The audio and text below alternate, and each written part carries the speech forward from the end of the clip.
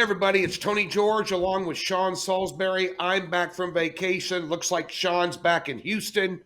And of course, we're talking about NBA playoffs tonight, and the Phoenix Suns have a one-game lead over the Denver Nuggets. And Sean, we didn't get a chance to do videos last week because I finally took a vacation for the first time in 3 years. But I have a question for you regarding the Phoenix Suns, and you and I have talked about our likeness for the Suns all year long. If LeBron James and if Anthony Davis were 100% healthy in that series, do you think that the Suns would have dismantled them like they did in the first series, in the series they played them with? Dismantled, no. A full, healthy Anthony Davis made LeBron James obviously better, and LeBron makes everybody better, whether you like the Lakers or not. That's the facts. I think the Suns, record-wise, obvious, but I think the Suns were just a better, more consistent basketball team all year long. But number 23 in Los Angeles is a difference in the postseason because he's been doing it forever. That being said, and it maybe not be fair to LeBron because we have expectations, but I don't think KD's winning a championship by himself outside of Brooklyn.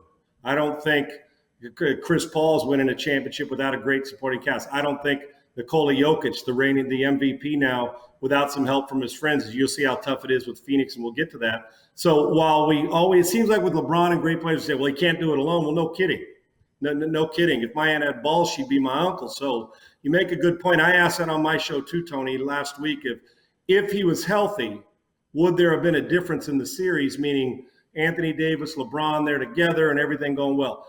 It may have been – I still would have picked the Suns to win the series, and I grew up a Laker fan. I think Suns are a better team. But if both of those cats were playing at their best and you were getting good bench play, I would have given the Lakers a more legitimate chance. As a matter of fact, I actually thought the Lakers were probably going to go deeper into the playoffs just because they're the Lakers and LeBron's used to it, but never been eliminated in the first round. Suns are a better team. And it goes to show you at this stage of his career and most players that one superstar, ask Giannis in Milwaukee, because they ain't moving on either after this. One cat ain't winning it all, no matter how good they are, especially if you can't shoot free throws.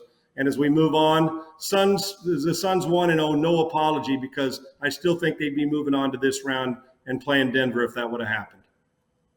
Yeah, I wouldn't see him winning the last three games by a combined total of 51 points against the Lakers Agreed. If they were healthy. But I do think that Phoenix was the better team. We talked about the depth of Phoenix and the first game there. My biggest concern in the first game was the matchup down low between the Joker and Ayton. And I thought Ayton performed very well for the Suns. I thought that was maybe a little bit of the difference in the ball game.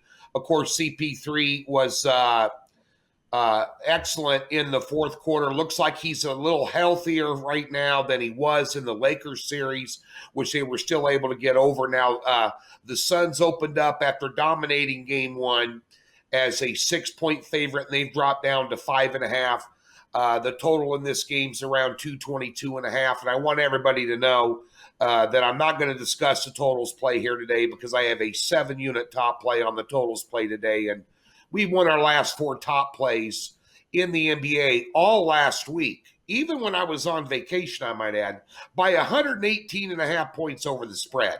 So to say I was dialed in with the big ones is an understatement. So be sure to take advantage of that free $60 there at Docs and get yourself hooked up today with this isolated NBA totals play. But Sean, interesting stat. The Denver Nuggets only shot 6 free throws in game one.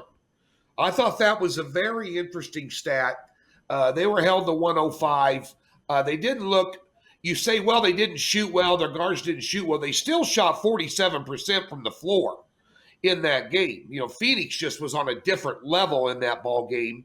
And I don't know if it's asking a bit too much for Phoenix, Sean, to carry a number like this. And bear in mind, folks, anything over 4.5 in the NBA in the postseason is a big number.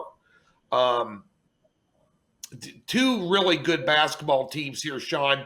Your thoughts on game two and Phoenix carrying that type of number and carrying a lot of momentum. Actually, if you talk about teams carrying momentum, that is definitely on Phoenix's side here. There's no question about it. And then you have to ask yourself, what kind of momentum guy are you? Are you a game-to-game momentum guy? Do you believe in it? Are you an in-game momentum guy, or both? I do get momentum, and I'm more of an in-game guy than I am a game-to-game or series-to-series guy. I think confidence comes with that, Tony. Like, you win in, you're like, hey, we're feeling good, so let's carry that over. But all it takes is about 3 or 4 dunks or missed shots in the first quarter of a game, and that momentum goes, it blows that right out of the water. But you're exactly right. And the Suns are feeling it. Hell, they haven't seen this movie. 3 years ago, they were one of the worst teams in the league, right? We were talking about a team that had Booker, and you're scrambling around. Look how quickly they've turned it around with leadership. Ayton's elevated his game. A couple things about this. First off, when they're given that kind of number, they're not going to win by 5.5 points.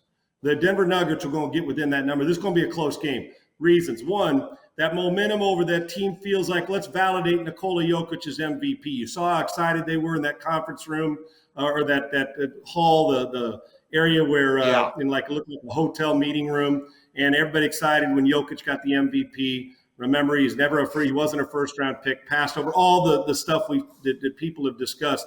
And the supporting cast wants to prove it. The key to tonight's game is twofold. Michael Porter.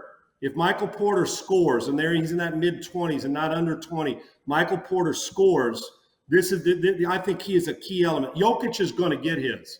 The question is, will Ayton prevent him from taking over the game, triple-double wise? Nikola Jokic deserved the MVP, and I get it. He had his numbers said it. He's got his hands full, and Ayton's played good basketball, an improved player this year. And you think about all 5 starters for the Suns scored in double figures last game, Tony. And that was with Booker scoring, 18? He scores 18 again tonight, less than 20. They're not winning the game. But that is a great sign that you can win when your best scorer isn't scoring 30. I would expect Denver to raise up. Plus, they took an ass kicking. They did in the first game, at least points-wise. It may have been closer than people think. I like Denver. You're giving me those 5.5 points. I'm taking them. And that I won't be shocked if that number dips even a little more before the game, even though it's with the Suns that they're building. I think Denver creeps back into this. I'm not sure if I was just you and I sitting around a bar watching the game. I like the Suns to win the game, but I like this to be one of those last possession or 2 possession type games. I'm taking Denver with these. I like that. You give me those points, I'm taking it. Yeah, I like Denver as well here. I like them. As a matter of fact, I bet them last night at 6 out here in Vegas. And so I got a good number. Round 2 of the playoffs, you rarely see huge blowouts unless you might see it with the Nets and Bucks with what's going on there right now. But at the end of the day here, I think Denver gives them a ball game. And I love the total in this game, folks. And that's over at Doc Sports here today. Be sure and catch Sean on iHeartRadio with the Sean Salisbury Show. It is one of the best talk shows in the country.